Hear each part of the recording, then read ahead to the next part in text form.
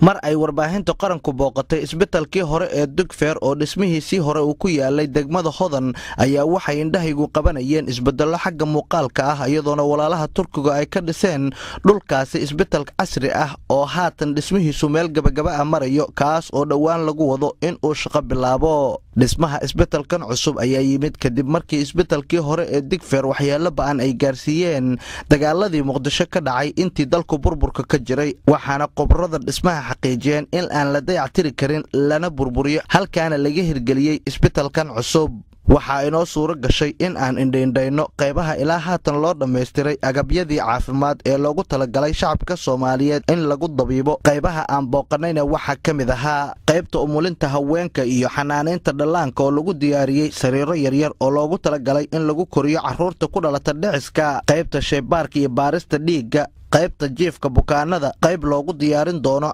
cunooyinka bukaanada, qayb lagu diyaariyey qaboojiyayaal lagu kaydin doono meydadka, qayb lagu samayn doono qalliino oo loo adeegsanayo laysarro casri ah oo aan dalka horay u oolin, iyo xafiisyada dhaqaatiirta. markii aad iridda ka gasho isbitaalkan cusub ee ay Soomaaliya u dhiseen walaalaha Turkiga ayaa waxaa aad kuu soo jeedanaya quruxda iyo bilicda san ee ka muuqanaya isbitaalkan cusub gudihiisa,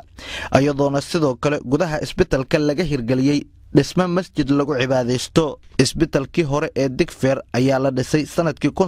1964 waxaana isbitaalkan cusub ee lagu bedelay injineerada iyo qobrada dhismihiisa ka qayb qaadanaysay ay wada yihiin dhammaantood Turki. hirgelinta isbitaalkan cusub ayaa qayb ka ah mashaariicyo horumarineed oo ay walaalaha Turkigu ka wadaan gudaha wadanka Soomaaliya waxaana lagu wadaa in isbitaalkan cusub dhawaan uu madaxweynaha Jamhuuriyadda Federaalka Soomaaliya u xarga ka jaro iyadoona isbitaalkan cusub oo ka dabooli doono bulshada Soomaaliyeed baahiyo badan oo dhanka caafimaadka ah.